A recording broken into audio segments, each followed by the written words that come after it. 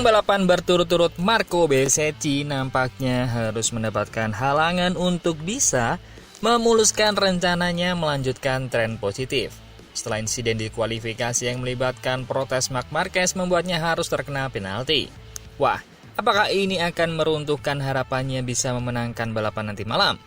Namun tak hanya Bezzecchi yang terkena imbas, pada saat sprint gantian Marc Marquez yang crash saat menyalip De Gea dan bahkan membawa De Gea ikut crash bersamanya, yang akhirnya juga Marc Marquez gantian kena penalti.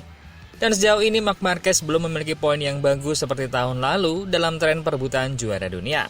Apakah rentetan insiden yang kurang maksimal Ducati tahun ini memupus kesempatan untuk kembali juara dunia? Apakah itu akan mempercepat pensiun Marc Marquez? Dan yang menjadi kejutan adalah Martin yang malah makin moncer. Nyesal nggak tuh pindah Yamaha? Dan apakah bisa menjadi kandidat juara? Apa strategi dia? Dan kebanggaan kita bersama, Veda Ega Pratama nanti malam akan start dari posisi keempat. Sebenarnya bisa lebih sih, tapi mampukah mengonversi menjadi juara atau hanya seperti kemarin? Kuat saat dikualifikasi, lemah saat balapan. Jika tidak ada red flag. Seperti apa lengkapnya, kita bahas.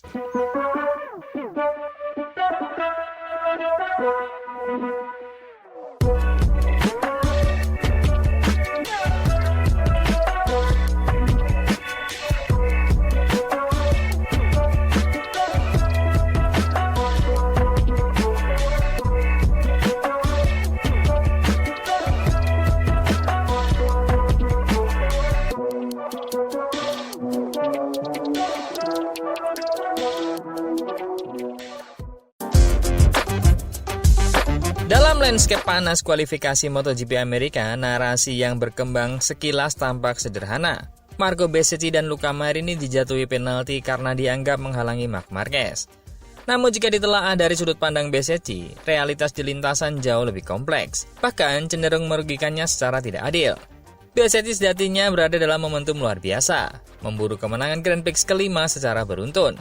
Dalam situasi krusial seperti itu, mustahil baginya secara sengaja memperlambat laju dan mempertaruhkan posisi start terdepan.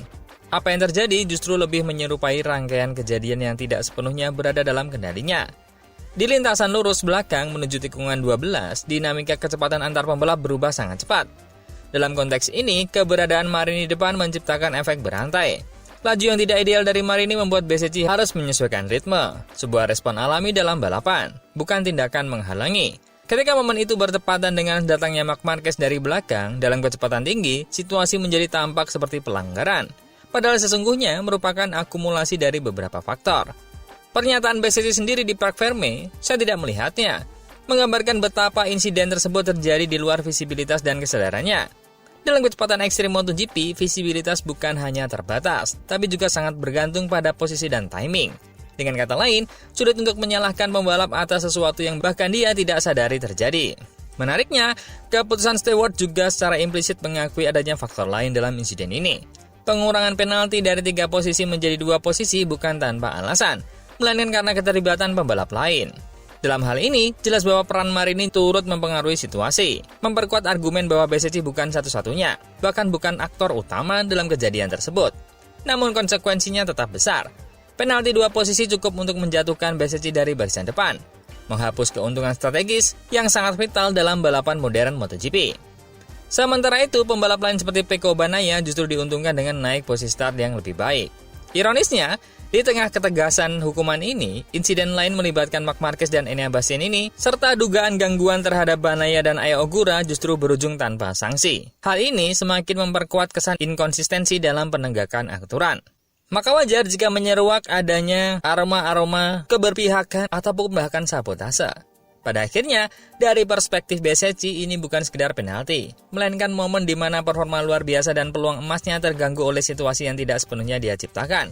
Sebuah pengingat bahwa di MotoGP bukan hanya kecepatan yang menentukan, tapi juga bagaimana nasib bisa berubah sepersekian detik akibat variabel yang tak terduga. Berita kedua, ada satu rasa yang tertinggal dari sesi kualifikasi di kota, bukan sekedar puas tapi juga sedikit getir. Bagi Veda Ega Pratama, posisi start keempat memang terlihat solid di atas kertas. Namun jika menilik detailnya, hasil itu seperti setengah kemenangan yang terpotong oleh aturan track limit. Di detik-detik terakhir Q2, Veda sejatinya sedang berada di jalur yang sangat menjanjikan. Ritmenya meningkat, time attack-nya tajam, dan peluang untuk mengamankan barisan depan terbuka lebar. Bahkan bukan tidak mungkin dia bisa menembus dua besar atau setidaknya mengunci posisi lebih tinggi dari Alvaro Carpe, Casey O'Gorman, maupun Valentin Verone dalam momen krusial itu. Namun Moto3 adalah soal presisi ekstrim. Sedikit saja melewati batas lintasan, seluruh usaha satu lap bisa lenyap begitu saja. Itulah yang terjadi bukan karena kehilangan kecepatan, tapi karena batas teknis yang menghentikan lonjakannya. Meski demikian, jika dilihat secara utuh, performa Veda di kota bukan sekedar kejutan kualifikasi. Ini adalah pola yang konsisten.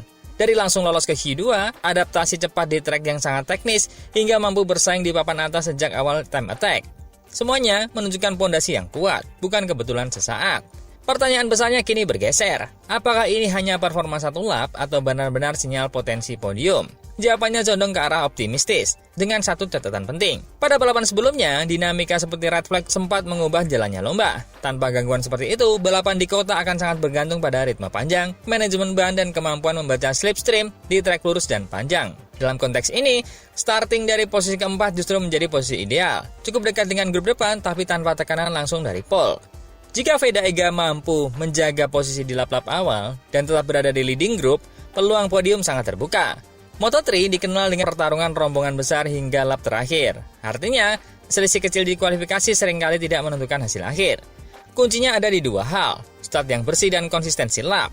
Jika dia bisa menghindari insiden, tidak kehilangan banyak posisi di awal, dan menjaga ritme seperti saat Q2, maka podium bukan sekedar mimpi, melainkan target realistis. Dengan kata lain, ini bukan hanya soal andai tanpa track limit, ini adalah tentang pembuktian bahwa kecepatan yang dia tunjukkan bukan milik di hari Sabtu saja, tapi cukup matang untuk bertahan hingga Minggu malam.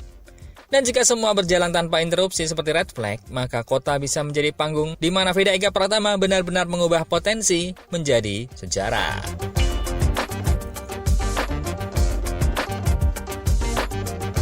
Berita ketiga, ada ancaman nyata soal juara dunia nih dari pesaing Marc Marquez, yang kini tak hanya satu, namun beberapa. Peluang Marc Marquez untuk kembali merebut gelar juara dunia MotoGP musim ini benar-benar di jalur yang terjal.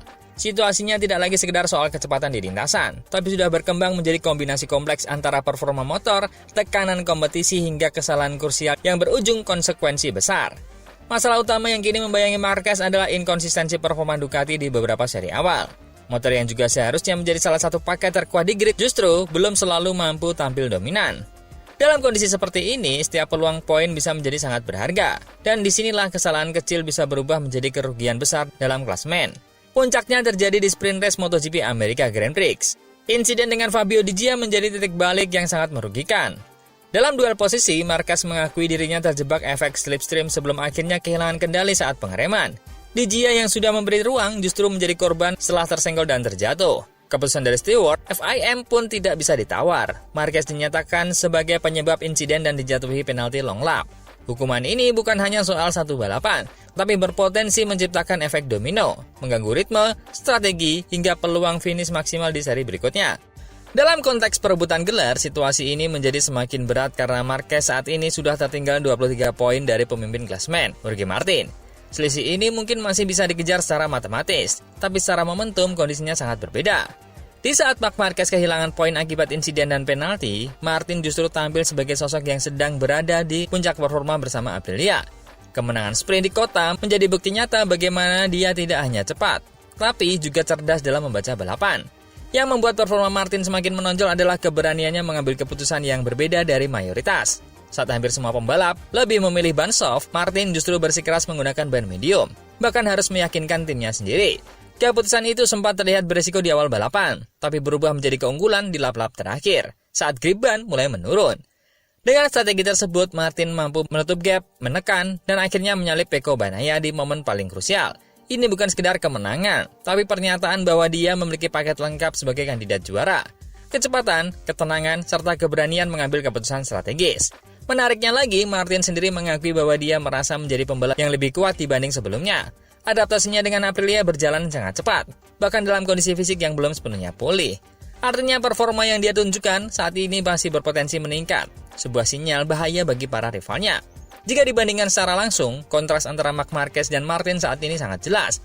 Marquez berada dalam fase penuh tekanan. di mana setiap kesalahan akan semakin memperbesar jarak di klasemen. Sementara Martin justru tampil stabil, konsisten, dan semakin percaya diri dari satu balapan ke balapan berikutnya. Lalu muncul satu pertanyaan besar, apakah situasi ini akan mempercepat keputusan pensiun Marc Marquez?